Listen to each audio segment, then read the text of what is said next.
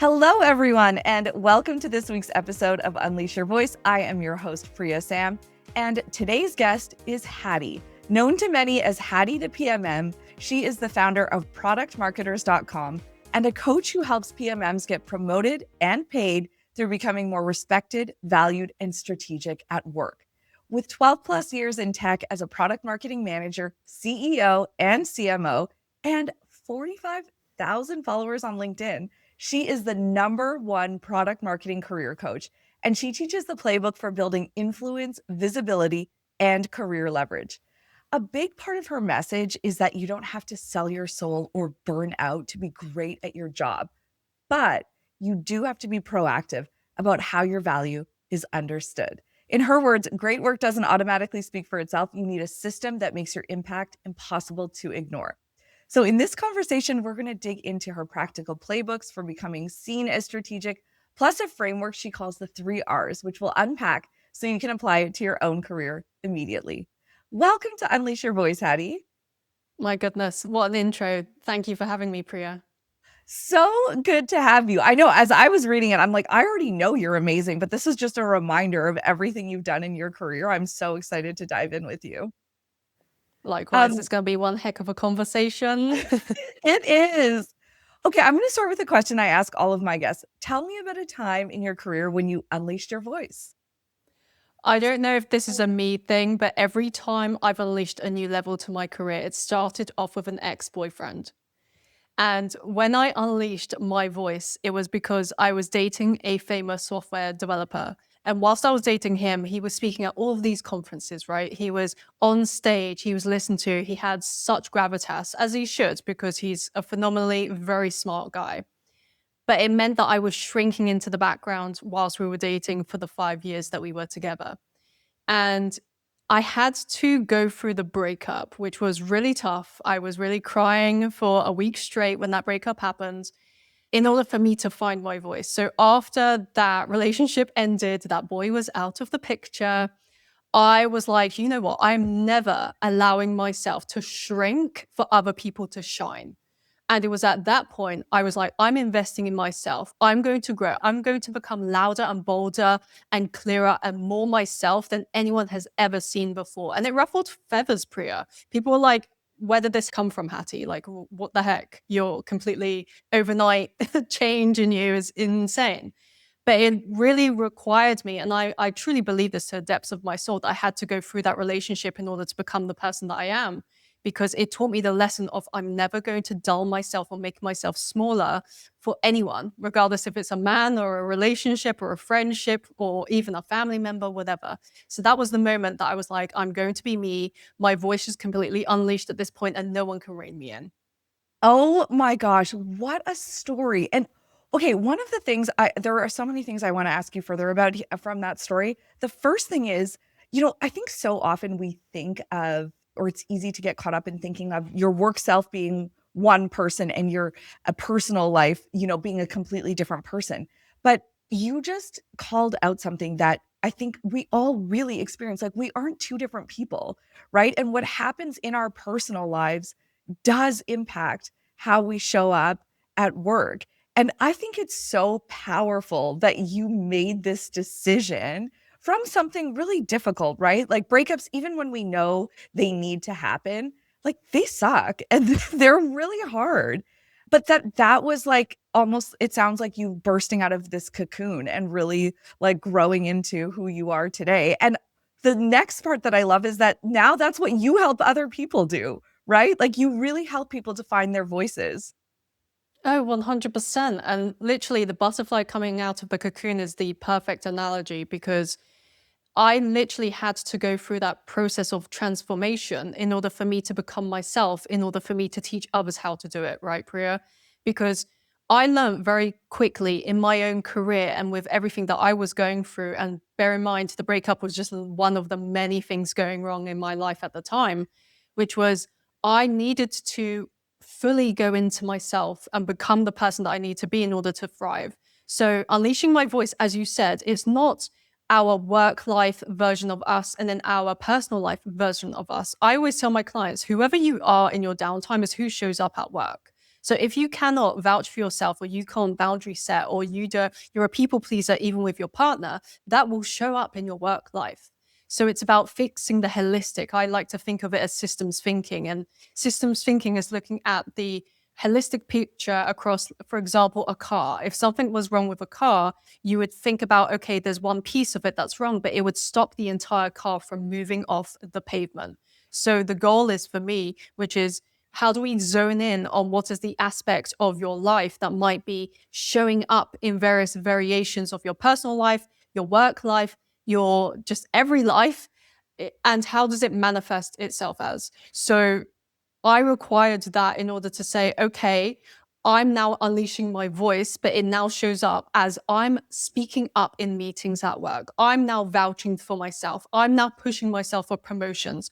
I now feel very comfortable setting boundaries and vocalizing that in a manner that would land, but also for people to be bought in for me. And those were the capabilities of my communication skills that were non existent before that relationship. That personal relationship that I had, literally made me small in my downtime. And therefore, who I was in my personal life and my downtime showed up at work, because I was equally as small in my work self. So it's a very holistic approach. And this is literally what I help deep dive into my clients, where, and I think this is a shocking thing, and why you and I have become really good friends, is because you and I both, we like to get to the root of the issue, right? We like to go in deep with our clients. And for me, that is the only way I will work with my clients. It's like, I'm not going to give you tips and tactics that you can chat GPT about how to get a promotion, honey. Like that's not gonna fly over here, okay? But what is going to fly is, let's get to the root of this so you can solve this once and for all, so it doesn't rear its ugly head. Or if it does, then you have the tangible tactical skills that you know how to deal with it when and if it happens. So it's about getting to the root of it, the systems thinking for your career, and not just for the business side. Absolutely. Oh my gosh, I'm just nodding along here because I totally agree. And I think that is a big misconception about coaching. What you just called out there is like, oh, I'm going to learn how to delegate better. Oh, I'm going to learn how to get my team to work faster. And it's like those things are patches, right? They're band aid solutions. But it's the real work and real successful coaching gets to those root issues, like you said.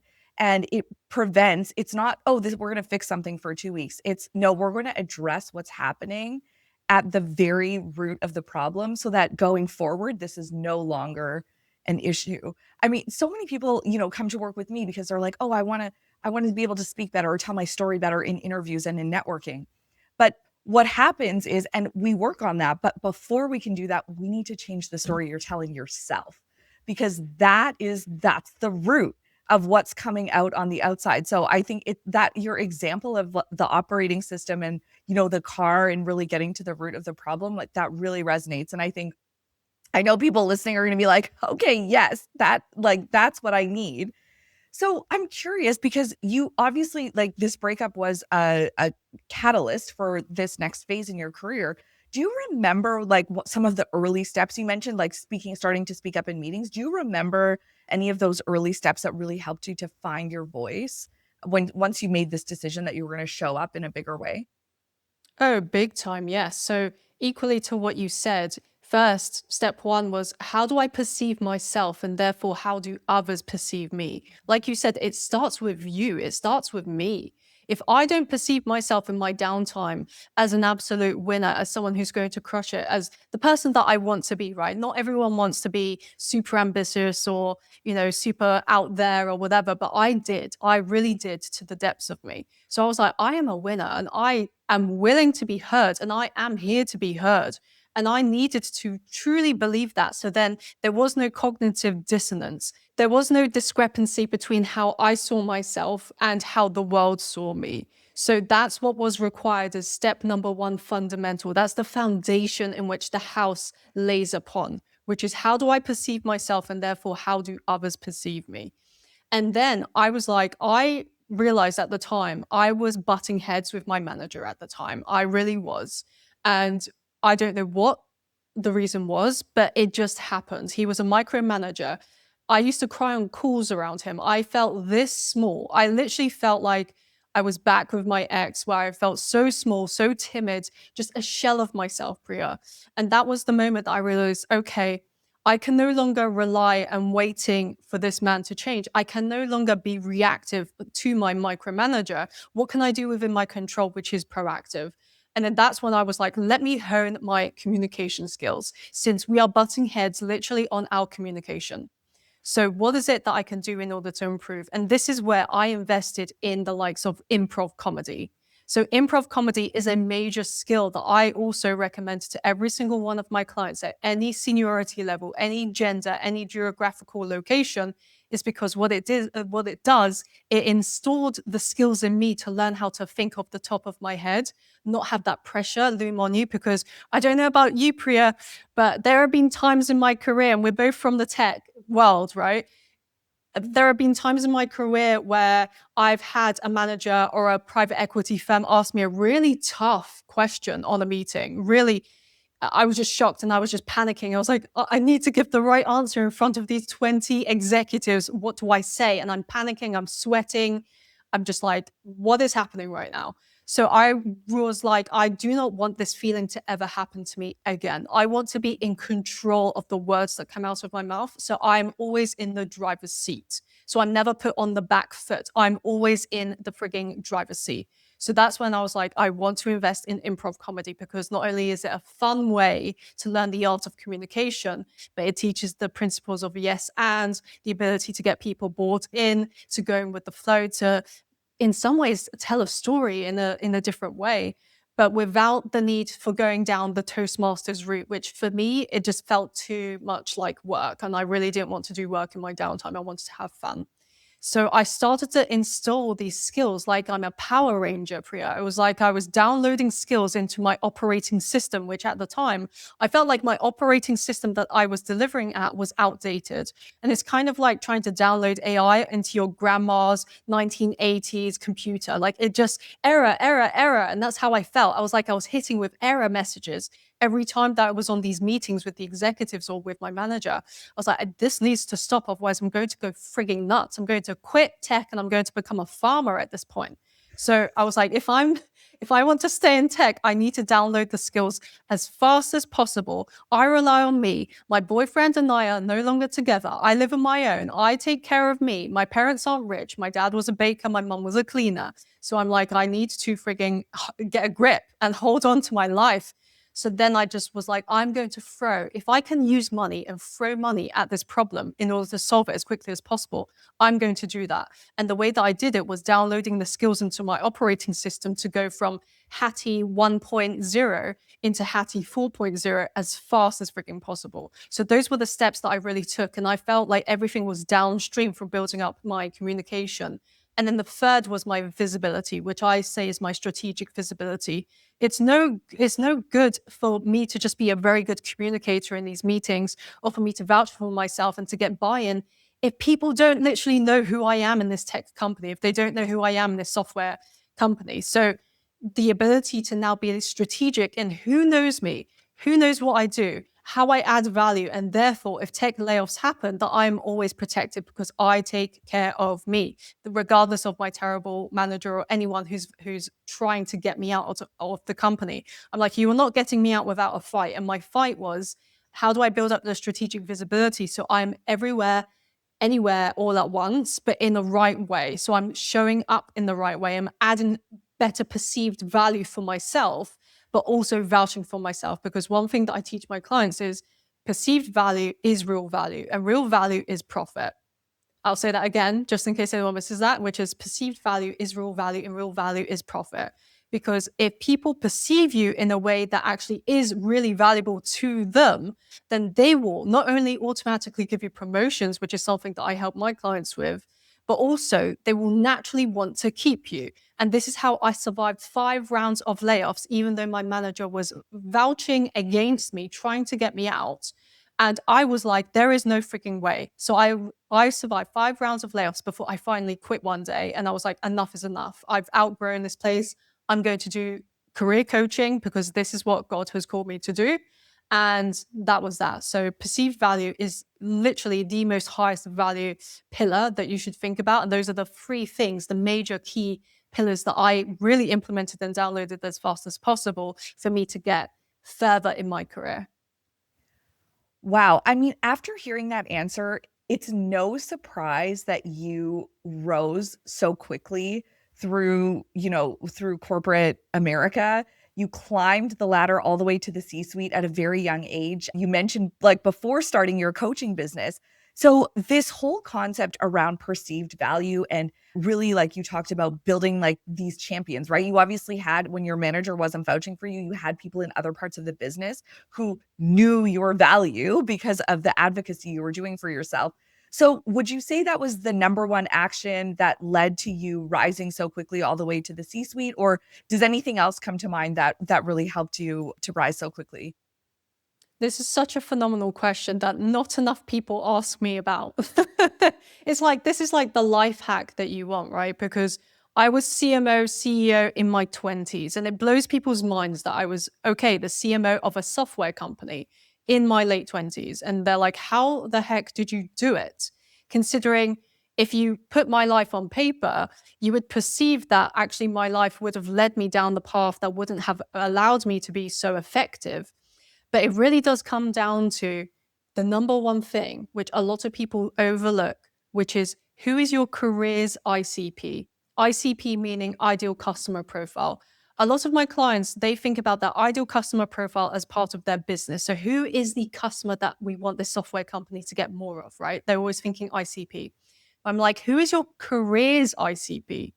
And typically, Priya, people will say, oh, it's my manager. My manager decides everything that I do. My manager decides my promotions. They decide if I get fired. They decide, et cetera, et cetera. And I'm like, is it though? Is it actually your manager? Because if I really distill what I define as your career's ICP is who is it that decides how fast you move up, what happens to you in your career, whether you stay in that department or not, and whether this organization has funding or whether they're going to give bonuses that year. Who is it that decides? And typically it's not your manager. Typically it's either an executive, the private equity firm, the investment company, the people who are actually calling the shots. And your manager is typically just the mouthpiece. So this is the piece of the jigsaw puzzle that's usually missing because people are optimizing for their manager when actually I'm like, wow, you need to be optimizing for 2-3 steps ahead. And I learned this through my own career, Priya, which was in my last organization, there was a private equity firm that came on involved, acquired a bunch of different companies. They were the decision makers behind whether we were going to get bonuses, whether we were going to get laid off. This was the company that decided the 5 rounds of layoffs before I finally quit. So I realized very quickly that my micromanager wasn't actually the guy calling the shots in regards to my career, in regards to me having my salary.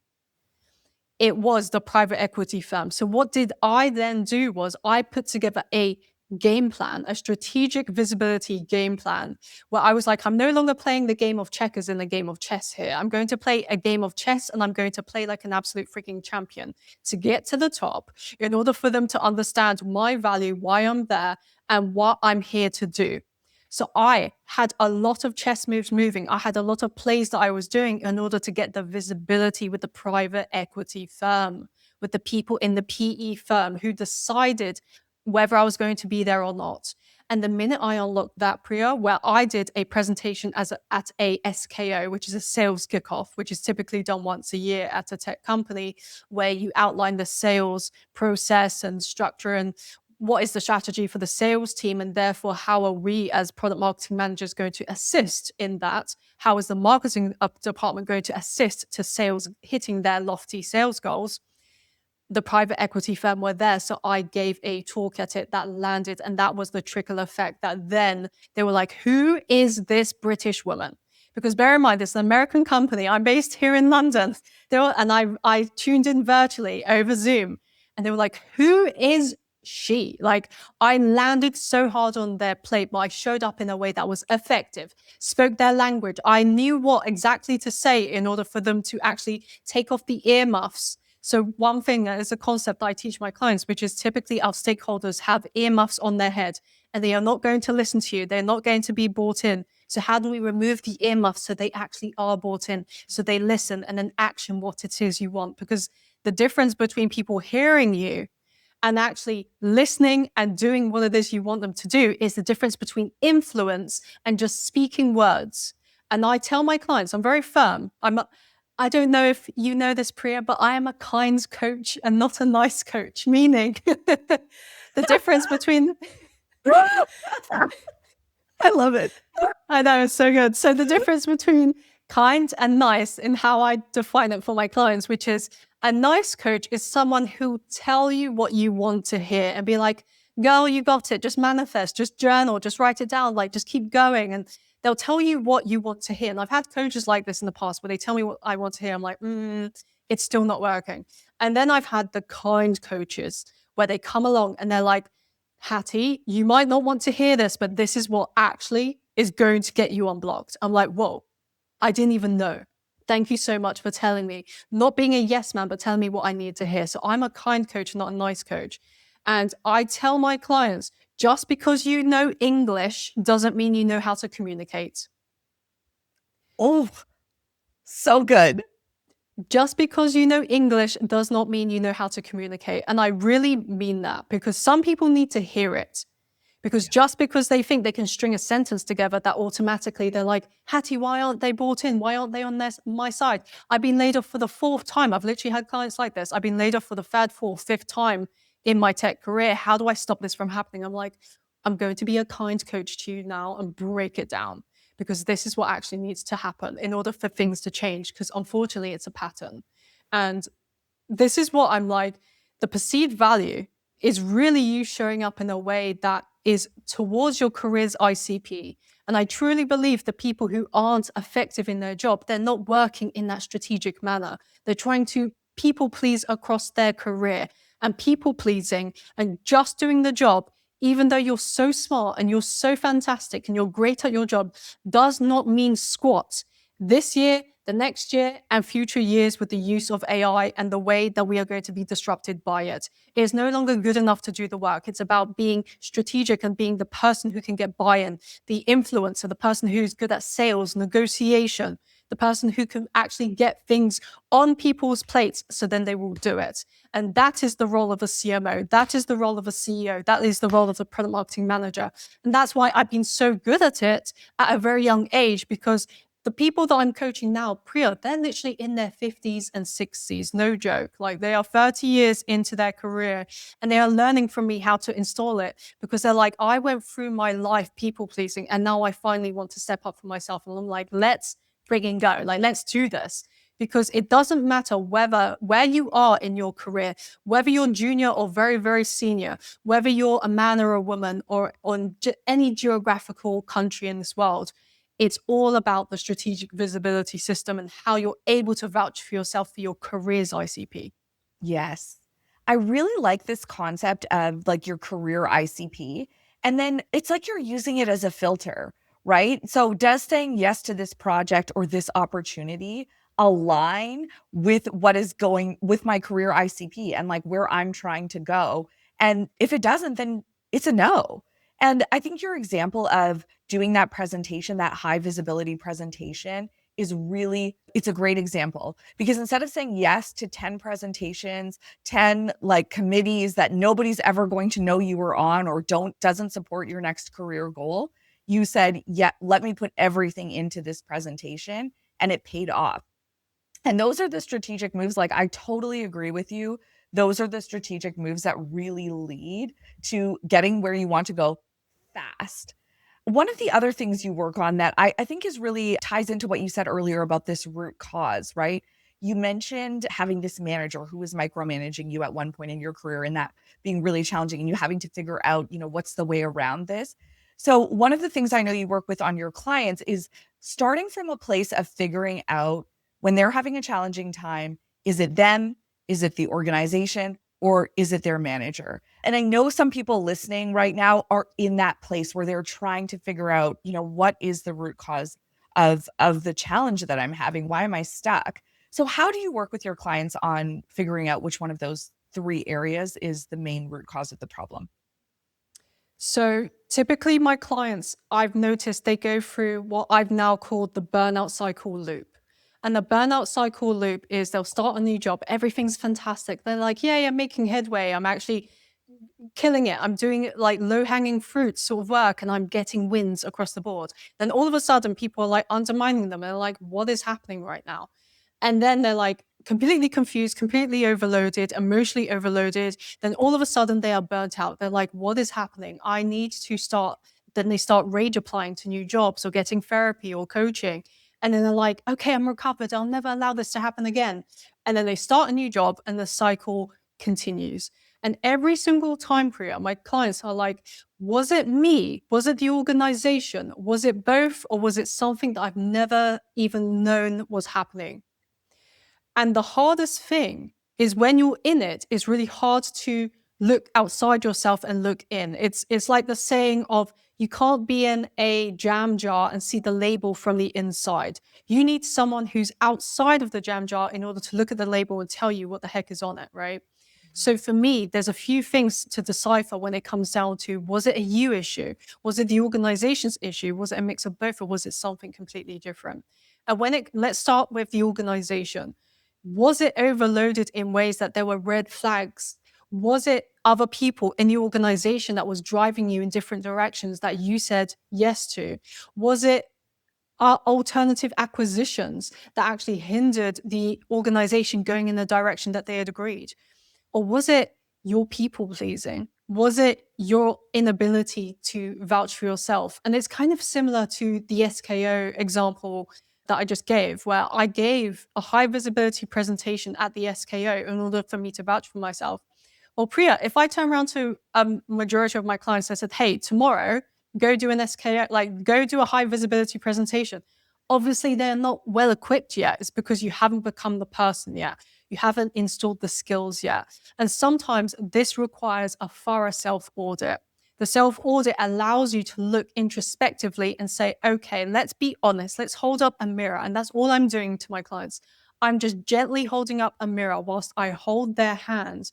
And I'm like, let's look at where is it within your control that you can take control and take the power back. A lot of my clients, they feel helpless and powerless because they're like, I'm just reacting to what's happening in the organization. Like, Hattie, whatever the organization decides, that's how I will move through my career, or whatever my manager decides, that's what I need to do. And I'm like, wow, where is this come from? Who has trained you? And I get very deep with my clients. So I'm like, you think this way, and it's not because of your fault. It is not your fault that you think in this manner. It's because we, and especially women, have been trained from a very, very, very young age to not push back, to be the good girl, to not speak up unless spoken to. When you're in school, you're told to sit there quiet. You're not allowed to speak up unless the teacher, you have to hold your hand. You're asking for permission. Then the permission base continues in the workforce where you need to raise your hand in order to speak. And it's like, no.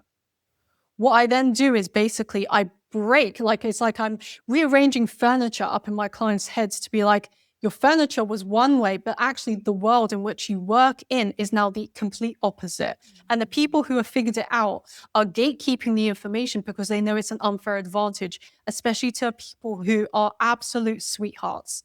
And I think this is what breaks my heart. And this is what has got me into career coaching, is because the sweetest people, the people who are the nice people, the people who are the people pleasers, and they are people pleasing because they actually care, are being tossed around by the people who do not care. The people who speak loudly, have nothing to say, hollow words, and they keep moving, moving, moving up. That's the only direction that they go in. So for me, it's a case of I hold their hand, I hold up the mirror. Let's look at where is it that we can improve within you. And this will give you the power back. And whilst we're all getting the power back into you, we're installing like a Power Ranger, all of these skills, updating the operating system, but to become a product marketing master. This is what I say, which is like the PMM Pro. My clients know we have PMM Pros and then we have PMM Pro Max. Like there is no other two options. I'm like, everyone else who's an amateur, leave them behind. They are not going to ever be my clients because they want to wallow in self-pity. I'm like, look, if you want to react to your career, like feel free, do that 5 yards away from me, honey, because it's never going to happen. But PMM Pros, PMM Pro Max. And the way that we do it is the introspection part, but also the organization part. And a lot of people, Priya, will come to me and they're like, I cannot change this organization. The culture is trash, is toxic here. Do I just find a new job? And the one thing that I always say is you are in a burning building right now. You are in an office building that is on fire. The smoke is pouring in. Your family is outside on the lawn and they're like shouting for you to come out. But you're like, no, it's fine. Like, this is what the organization is like. It's fine. But then the firefighters show up at the door. They're banging on the door. They're about to get their axe out. But all they do is they shout to my clients through the door who's in that building on fire. And they're like, just take another course. Just take another certification. Go read a book. Maybe you're just not good enough. Maybe you're not educated enough. Maybe you need an MBA. And it's like, okay. So then they go back to the desk and then they handcuff themselves to the desk in this burning amount of fire. And they're like, I cannot get out, but this is my life. This is what I have to do. I have to sit in this fire. Whilst with coaching, when I come along, I'm not there to break down the door and drag them out. That is not my job. My job is I'm there to shout through the door step-by-step guides of what to do, how to unhandcuff yourself, the skills needed to get you to walk towards the exit. So I'm there to coach you through the process of getting you out of the building, but also with you with a fire extinguisher to know how to put out the first flame and then the second flame and then the third in the right order so they are all out. And then if you enter into a new office building, which is your new job in the future, if suddenly a flame starts to pop up and you're sat at your desk, you can grab the fire extinguisher and put it out yourself. That is my job as a coach. And that is what I do, which is like the breaking down of, is it you, is it the organization, but the skills that are required for you to get through. I think it's so important as coaches to do exactly what you said, where we're empowering our clients with a whole new skill set, with frameworks, right? With the ability to handle the same situations down the road. So it's not like exactly what you said. It's not just, okay, we're getting you out of this one fire, right? This is a whole new way of thinking and making sure that when next time something comes up, next time the fire starts, then yeah, you know exactly how to handle it. I really love that you walked us through identifying the root cause of the problem, right? And then we've heard about your process for helping people to increase their visibility. And then I gotta admit, I'm a framework girl, and I love that you have frameworks, because for me, that's just makes it so clear to understand, right? So how we identify the root cause of the problem, how do we increase our perceived value at work? And then you also have a framework for measuring results.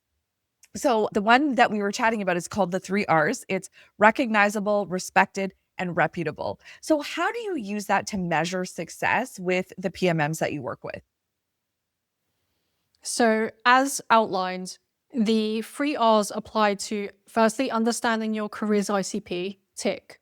Once that's done, that's awesome. And typically it is not your manager. That's typically the biggest problem. It is not your manager, it's someone else. So once that's identified, that's awesome. It's really good. Then it's about building up your internal and your external personal brand. And when I say personal brand, my clients are like, eek, I don't want to post on LinkedIn, or I don't want to be an influencer. And the definition that I have for personal brand is, what are the words that people would say about you when you're not in the room? So it's about the words that you want associated with you when you're not in the room. And typically my clients, the words that are associated with them are tactical, slide deck people. So we create slide decks just because we're in marketing or product marketing. And just not strategic is the main one. And then I'm like, okay, the goal now is, how do we associate you with those words, or the words that you want, whether it's competent or excellence or mastery or amazing communicator, whatever it is, the words of my clients that they want, how do we associate you with them ASAP? And typically what's wild is this can be done in literally as short as 3 months. It's wild, and even shorter for people who are just like, I am on this, I'm going to action. But the goal comes from, How do people speak about you when you're not in the room? And that is the 3 R's, because you want the 3 R's to land with you even when you're there, but when you're not.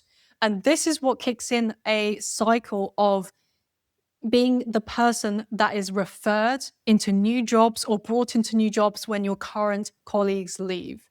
Because once you start building up your perceived value, your personal brand with your colleagues, they then move into more senior roles in the future and they will bring you with them. Because Priya, like, tell me a time when there has never been a CEO who's gone into an organization and then they just bring everyone that they've worked with in the past with them. Totally. Your relationships are everything. And you're right. And like, if you don't have them, guess who gets left behind, right? Like, yes. Oh my gosh, that is so true. And that's really like, I think it's great that you broke the personal brand into like, just think of it as what people are saying when you're not in the room, because that is so true. It's not just about posting nice pictures on LinkedIn, or if you don't want to post, if you don't want to post content on LinkedIn, you don't necessarily have to. It is about how you show up. But we all have a personal brand, whether we're building it intentionally or not. And there's so much to be said for really being intentional, right? Like that's exactly how your clients are finding success. 100%. Like you said it perfectly. Your personal brand is being built whether you like it or not. And it's the same as you are in a game of chess, whether you like it or not. So the goal is, do you play the game? And also, do you mindfully craft your personal brand so it is aligned with exactly what you want people to think about when they think of you or when they speak about you? And that's the difference between people who are in the fast lane in their career versus the slow lane. And the slow lane, how I define it, is you only use your L&D budget. So you never use your personal budget in order to build up skills or invest in coaching or invest in you. You wait year on year on year for a specific L&D budget in order to invest in you. So you're moving slow because you're moving at the rate in which your organization invests in you, not in the rate that you invest in you. Then the fast lane is the person who can look in the mirror, see the skills that are missing, and be like, this is a game. This is going to be fun. I don't have the skill of communication. Okay, great. What do I do with this information? I now get to sign up to an improv comedy class. Awesome. Now I get to instill that. I pay my own money. I do 8 weeks, done. Or it's like, okay, I don't know how to do storytelling. Okay, I want to use storytelling to land my next job. Okay, what am I going to do? Am I going to wait on my current job in order for the next year's L&D? No freaking way. If you're in the fast lane, you're like, okay, let me search. Let me invest in Priya. Priya's going to be my coach. Boom, done. I've got the skills. And it's the people who invest the skills at a speed of light, because success equals speed. If you are not investing in yourself at the speed of light, other people will. And therefore, it's like, do not moan when other people who are younger or people who are hungrier are moving faster in their career than you are. This is why I have hate from especially men who are older than me, who love to mansplain to me, who love to put me down in the DMs or in the comments on LinkedIn or on my YouTube. They love it. And I'm like, keep doing it, honey, because all I'm going to do is keep investing in me, keep moving up in my career, keep doing what I'm going to do, because you're willing to spend time complaining, moaning online, and I'm too busy in a class or with a coach or doing something that will better my life. And that's the difference between how I was able to have such massive success in the C-suite department in the 20s to now being able to have my own coaching business and coaching practice with hundreds of clients that I've helped. Bear in mind, all different ages, seniorities, geographical locations. It's because of, are you on the fast lane where you're like, I will take control of which the speed that I'm going to move through my career. And I'm going to, if I can just trade money, a little bit of my money in order to download the skills, become a Power Ranger. So I'm now the strongest Power Ranger at the end of it. And I have all of this updated operating system in me. So then I'm moving towards the direction I want to go in, not as reactive, but proactively, versus am I in the slow lane where I will let life happen to me? And bear in mind, There is no right or wrong answer. You do you, boo. But when it comes to me and my clients who are super ambitious, not waiting for the man in order for them to move forward in their career, they're like, I will own this as much as I can. We are in the fast lane, baby. Try and stop us, but we are not stopping. Yes. This is something, we have a lot in common, but one of the biggest things we have in common is we both like to move fast. And yeah, I mean, I invested in my first business coach when I was still in corporate, and I've had a coach ever since. And I feel the same way. And yeah, when I talk to people, I'm like, yeah, I could be where I am right now in 3 years if I did it on my own, or I could do it in a year because I invested in a coach, and I like to go fast. And yes, like if you want to move fast, if you have that ambition, the best thing you can do for yourself is invest in yourself, because the ROI is, for me, for you, for our clients, it's huge every single time. Oh, okay, I'm so fired up 100%. by that message. Yes. Oh my goodness. One thing I'd add to that, Priya, which is by you investing, remember when I said earlier around cognitive dissonance, it's the difference Yes. between the discrepancy of who you see yourself as and then who other people see you as. And I've said this to a couple of my clients where we have very good rapport, so I can be fully honest and transparent with them, which is don't be a fraud. If you want your organization to give you a higher than average bonus or a promotion, and then you want them to invest in you, you need to invest in you first. If you don't invest in you first, why on earth do you expect anyone else to invest in you? Because to me, that's a definition of a fraud, where you don't value yourself enough, but you want other people to value you. And I've noticed this with the absolute winners in my client base, is the people who were just like, Hattie, here's the money, let's freaking go. When they've done that, I had one client where she literally did that. She spoke to me. She was like, Hattie, I need help because I've just been let go from this organization. Can you help me land a new job? I'm like, let's go. She was like, what is the investment? I told her. She was like, done. Can I pay right now? I'm like, let's friggin' go. Like, didn't wait, didn't hesitate, didn't have to say I need to speak to my husband. Like, she was just like, let's go. Within 45 days, Priya, we got her new job in this job market at a higher salary than her previous one, with better perks than her previous one. Why was that? I truly believe it's because she invested in herself first. So her perception when she showed up on these interviews, she was showing up as her best self because she knows there is no discrepancy. Like, I'm true to my word. I invest in me, and therefore you need to invest in me too. I am the best, and therefore I invest in me. I'm the best, and therefore you should invest in me. It's an absolute no-brainer as to why you should hire me. 45 days on the dot. Offer signed, sealed, delivered. I'm yours. Done. And that is the difference between people who are living in their truest, I am the same reflection as who I am in public, online, with my colleagues, whoever, and I'm not. There is no discrepancy in how I see myself, and therefore I show up as my fullest self. And that to me is like the truest essence of, if you want people to associate you with specific words as your personal brand, you need to believe that in you first. If you don't, we need to install that in you, because otherwise, I truly believe you're a fraud otherwise. Yes.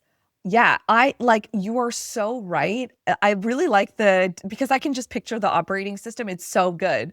And so it's all of these like updates, right? Like you said, installing the updates in the language and believing it, embodying it. And yeah, it's not making anything up. It's really just leaning further into what's already there, and then also like learning how to maximize it, right? And to be fully proud of it, and to know that it is your biggest differentiator. Oh, this is so good. And the other thing I've been thinking as you've been talking is, like, you also really embody all of this because you have built such a big personal brand online. You help people every day, whether it's through your coaching, through your content, through your free events. So I'm curious, because you were in the C-suite in the corporate world, then you left to start your coaching business. Was there a turning point for you that really led to you making that decision? Oh, 100%. So everything that I teach my clients, I've gone through myself. So that's where I'm like, everything speaks from a deepest passion in me because I felt the pain. And for me, my last organization, As you know, I was the CEO and the CMO. I was very, very well respected for literally 10 years of my life that I was across those two roles at these different software companies, right? And then I entered into the product marketing role in corporate America. And I'd realized under this micromanager that I had, I became so tiny. I was not respected. I was just thrown to the lions. I was like, what is happening? The fact that I have a different job title, now that I've become more specialized, I'm now being treated like absolute trash. And I was like, I don't understand what has happened because I'm the same person as I am. So I just became smaller and smaller and smaller. And I was just crying all the time. I invested in therapists, coaches. I just couldn't, I was just trying to get myself out of it. And then finally, I had a really great coach who really, really gave me the skills in order to get out of it. And I was finally like, okay, I'm starting to see the reaps and the rewards of all of this work. But I was like, if I'm going through that, surely other people are too. And there was some turning point in this organization where I had seen one of my very good friends who's a designer in the organization get let go. And it was shocking because I was literally speaking to him on Slack. Everything was going great. All of a sudden, I get a ping from him and he's like, it was so nice to work with you. And I was like, what are you talking about? Then all of a sudden, I see the colored Slack screen go black and white.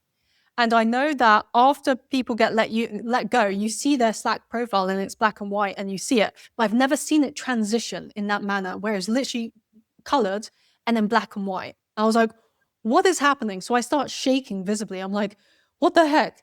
All of a sudden, a meeting hits my calendar for 10 minutes later, which is urgent town hall for the organization. And then they announced that they had their second round of layoffs. And I'm like, what is happening right now? Because as a solo woman who provides for myself, I don't have rich parents. I don't have a partner. I have no one to rely on financially. I was shaken to my core because I was like, I live in London, baby. Like, you need money to live here. And also for all of my hair care, okay? So then I was like, then I was literally like, okay, what do I do? What do I do? Because I'm going through hell and high water at this organization, but also they're doing layoffs at the exact same time. So I'm like, I need to protect myself in this. I need to be proactive. So then I started to post on LinkedIn because I was like, I need to make sure that I'm visible, not only internally. So I was doing the strategic visibility piece and finding my careers ICP, getting into the SKO meetings, etc. But also I was like, I need to make myself known to the wider market. Because if I'm ever let go, I want for me to be at the top of the pool of hundreds of people who are let go. Because the likes of people at Amazon, Miro, Meta, they're being let go right now.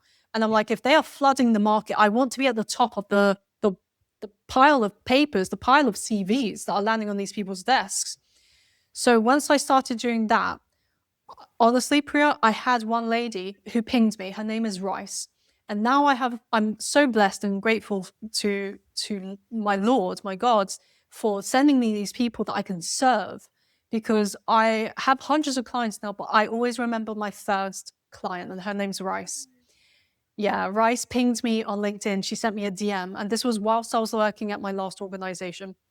And she sent me this DM, which was like, I see your post on LinkedIn, but I need your help because I'm under the weight of the world at this organization that I work at. No one understands what it is I do. No one values me. And she is super introverted. She's super light spoken. She's so like soft and feminine and like the antithesis of me, right? Although I like to think I'm very feminine, but I come with this little bit of an edge, an alpha edge. But she didn't have to become me. And she pinged me and she was like, do you know anyone who can coach me or mentor me through this? Because I don't know how to deal with this. And I was like, I got you because I've been through this. I literally went through this 2 years ago. I got you. So I didn't mean to become a coach, but I just started jumping on one-to-ones with her, helping her week on week through what she was going through. I was like, oh, shoot. Okay, what I've learned, the playbook that I had set myself in my head that I'd never really written down, I then gave to her and it worked. Like, it worked like a dream. So within 3 months, she was brought into the right meetings. She was being seen as strategic. She was becoming more confident. She didn't have to become louder or more extrovert, but she just became more clearer and concise and communicative. And she was doing the right things at the right time. So within 3 months, the respect shifted. Everyone wanted her on the meetings. So like, we need Rice on these calls. to a point where within a year's worth of working together, she decided, I'm going to quit this job. I'm going to apply to my dream organization. And she got it. She now works at a large organization that she's super happy with, even amazing salary, amazing perks. Like, she's crushing it. And she constantly vouches my name to other PMMs because she's like, this woman didn't just give me the skills, but she transformed my life. And honestly, Priya, that was the turning point for me, which was like, okay, I've helped one woman literally change her world. And it was funny because I bumped into her by chance, her and her boyfriend in London. And her boyfriend shook my hand, was like, thank you. Because the shift I've seen in Rice has been nothing short of astounding, of a miracle, of a complete transformation. And the fact that that could happen in just 1 year is absolutely insane. It's like she brought back 5 to 10 years, but crushed it in one. So ever since that, I've been like, who else can I serve? Who else can I help? And not on the surface level. I'm like, let's go deep, baby. Let's make sure that this is a transformation. That you're like, I would have paid 10,000 times the amount to work with this lady, to work with me, to work with Hattie, in order to get my life and my career on the lane, the fast lane that I want to absolutely be a pro at. So that's what was the shift, which was after the rounds of layoffs were constantly happening at my job, and I started to be being outreached by people, Rice, and then everyone who was speaking to her, and then other new people who were like, help me, because everything you're posting on LinkedIn is literally my life right now. And I'm like, I know it's your life because I went through it. Well, I love that. I mean, I know so many people are grateful that you did and that you've already helped so many people and you continue to help more. So how can people connect with you, Hattie? Yeah, so they can go to productmarketers.com where I run my challenges, and also I have my free masterclass that you can join. So come along. It's completely free. It's virtual online. But also I'm Hattie the PMM on LinkedIn. So follow me on LinkedIn. I'm also on YouTube as well as Hattie the PMM. Oh, amazing. Thank you so much. This was such a great conversation. It was so valuable. I have so many takeaways, and I know the people who are listening to this are going to be fired up too. You just have the best energy along with such great insights. So thank you so much for being here. Thank you so much for having me. And also thank you for gracing me with such an amazing friendship, Priya. Like, you're just amazing. And what you're doing with your clients is nothing short of a miracle. So yeah, I'm pretty sure that I speak for all of your clients in thanking you as well for doing what you do. Oh my gosh, you're so sweet. Yeah, I mean, speaking of like investing in yourself, Hattie and I met because we were both investing in ourselves in a coaching program and last year. And then we actually were able to meet last spring in London, which was so fun to have. And I feel like we always got along virtually, but that meeting in person, I was like, oh, we were meant to be friends. It was very cool. Oh, 100%. Who knew what a mastermind would lead to? Yeah. Just Oh my gosh. awesome. Yeah, it So good. really is. Well, thank you again. And, hey, next time you're in Toronto, you obviously have a place to stay. 100%. When it's not snowing, I'm there, girl. Yes, definitely come in the summer. Amazing. Thank you so much, Hattie. And thank you so much to everyone, to all of you who are listening today. We love hearing from you. Hattie and I love hearing from you. So if you love the episode, send us a DM on LinkedIn, on Instagram. And I always love the 5-star review. So if you enjoyed today's episode, don't forget to subscribe and leave us a review. I'll see you next week.